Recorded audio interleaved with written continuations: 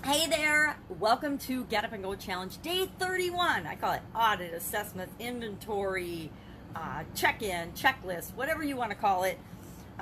I'm in a group that calls them audibles, when you just take and you evaluate how things are going for you. Now, on day 3 of this challenge, we actually did one of these. On day 3, I said, okay, let's look at all 7 areas and aspects of our life. Remember, we've got physical, mental, emotional, spiritual, financial, relationships, and contribution. 7 areas of our life that, we can describe them any way we want, but those are the ones I learned from Tony Robbins about 40 years ago, and they're the ones that stick with me.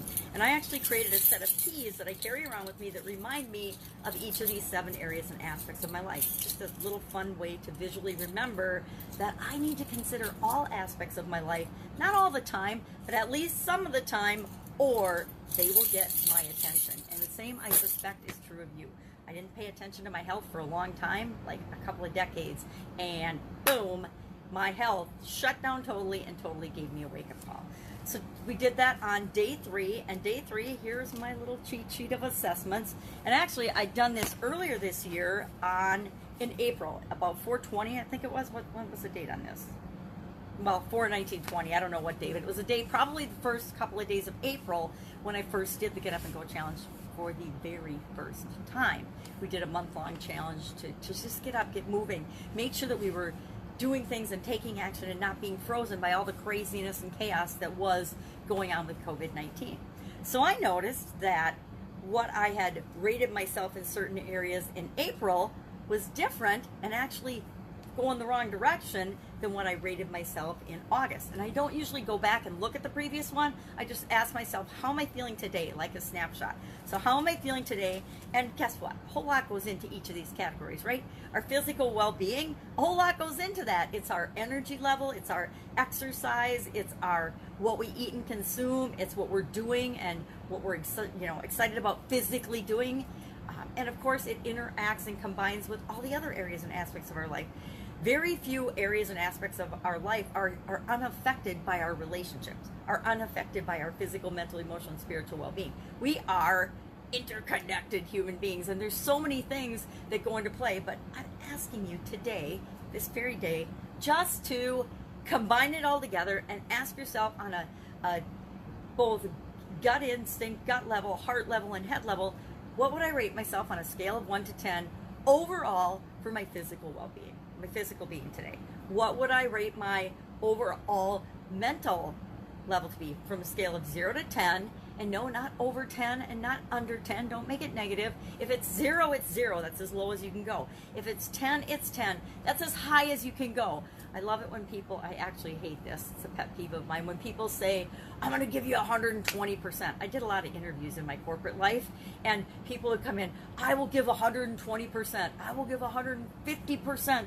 And I'm like, thinking in my mind, you got 100%. That's all you can give. You're not a machine. We can't increase your efficiency to give more than that. Can you continually learn and grow and produce more and create more and give more value because you become better? Absolutely. But then that's your new 100%. So 0 to 10, 0 to 100. When I ask for percents, don't tell me 110 when 100 is the maximum you can get. And why do I say that? So that we're all measuring the same way, and it's all still subjective, but at least we have some kind of common understanding.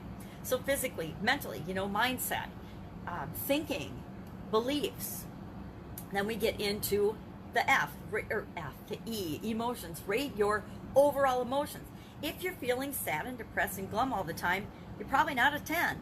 If you're feeling happy and ecstatic and energized and excited and you can't wait to get up and run and go and create more, whatever it is you're trying to create in the world, then you're probably a 9 or a 10. But it's totally up to you to overall look at these 7 aspects and areas of your life and give them a number. And why do we give them a number? Because I'm a nerdy engineer and I like to have numbers and subjective measures of things, so I know if I'm making progress or not. Because if somebody would ask me how I'm doing in the beginning of August, I would have said I'm doing awesome, I'm doing fine. But then if I look at the numbers of how I rated myself at the beginning of August, and I do the average of those, average overall, I was a 6.143. That's pretty average, normal. I want to be better than that. I want my life, and I want to be showing up in every one of these areas and aspects of my life better than average. I want to be better than a 6, right? That's rounded to a 6. So that just reminded me, hey, you think you're doing okay, but maybe you're ignoring and not paying attention to all the things you need to pay attention to if you really want to be living the life at the level that you're telling yourself you want to live your life at. And I'll be honest, I know I've been like, backing off and holding back and not doing things that I know I should and could do. And I'm not going to use COVID as my excuse. Is it part of the reason? Yeah, but it's certainly not the whole reason. It's more likely that there's other areas and aspects of my life that I'm having messed up thoughts or feelings or beliefs or insecurities about than it is, or I'm having old beliefs and old patterns pop into my life than it is anything to do with the current pandemic. Because guess what? Any situation, any time of our life and our world, individually we're going through changes all the time. COVID has just made it so that millions and millions, and actually almost the whole world, is going through changes simultaneously. So it's just this massive wave of change that we're all experiencing. So what else? Mental, emotional, spiritual, spiritually overall. Our spiritual relationship with ourself, our higher power, our interaction with the world and the universe and God and our souls as a whole. How is that on a scale of 1 to 10? Or you can use 0 to 10 if you want. If you're absolutely in a funk in a certain area and you just don't feel like you know how to come out of it, go ahead, give yourself a 0. But if that's not going to make you feel good, chances are you've made progress in some of these areas, and if we're not starting at a 0. A 0 is what we start out with when we're born, right? When we're born, we all start at a 0, and then we quickly ascend and move through our scale, and we go up and down and up and down and up and down. Remember the lifeline exercise? Our lives, even good things, even massive, say you win an award for a physical competition or something that you're in, that's a good thing. But in order to do that, maybe your relationships suffered a little bit or went down. Maybe other areas or aspects of your life went down, but you still had this high point, this pinnacle point in your life or in your physical well-being, but other areas suffered as a result of it. Not necessarily suffered, but were less emphasized during that period that you were working to become this perfect version of yourself physically. And we all do that. We can do it toward what we want, or we can do it away from what we want. And sometimes we move away from what we want just by default because we're not paying any conscious attention to it. So what I want you to do today is just rate and go ahead, and I made it a little sheet, and I actually was going to do it on September 1st, but I decided today was a better day. And tomorrow what I'll do is I will hop on, and as quickly as possible, I will summarize the last 30 days, what we did as we went through this 30-day Get Up and Go challenge, just as a reminder and a refresher and kind of a guide. So if you want to go back and say, oh, I totally missed that day. What did we really talk about? When did we talk about why? When did we talk about the 7 whys? I think that might be something I could really benefit from. So tomorrow I'll do a quick summary of each of the 30 days, and not each individually because some of them all combined, because there were some things that we did in a clump of 4 days to really go deep on a certain area and aspect of our life. So today, rate each of those 7 areas. You don't have to share it. Just write done in the comments below when you've actually done it. But I'm going to share mine and talk about mine tomorrow. I honestly have not done this yet today, and I wish I wouldn't have looked at, and maybe I'll do it later today so that I don't remember what I put, so that I really go with how am I feeling overall in this area and aspect of my life right now. And it's always just a snapshot. It's like a picture, right? Sometimes we have pictures of us that are absolutely horrible and we wish somebody would just get rid of them. And other times there's pictures of us and we look and we're like, dang, I look okay in that picture. I look kind of good there. Who is that?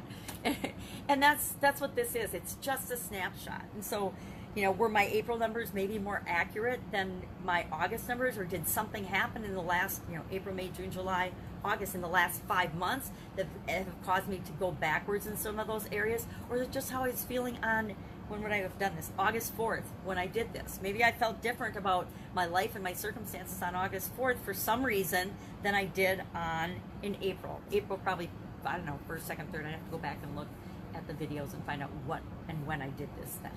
All right, that is it. That's all I've got today. Go out and have an absolutely fantastic day. Just pay attention. Write these down. Just say done. And tomorrow, join me for a quick summary. I probably won't be 10 minutes. I haven't done a very good job since about week 2 of keeping them under 10 minutes. But they haven't been too bad. 12, 13, trying to keep it close.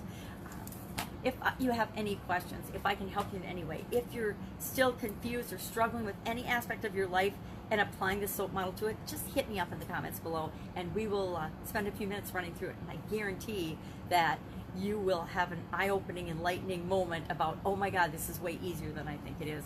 And it should just be automatically part of my life. All right, have an awesome day. I will be with you tomorrow. Bye.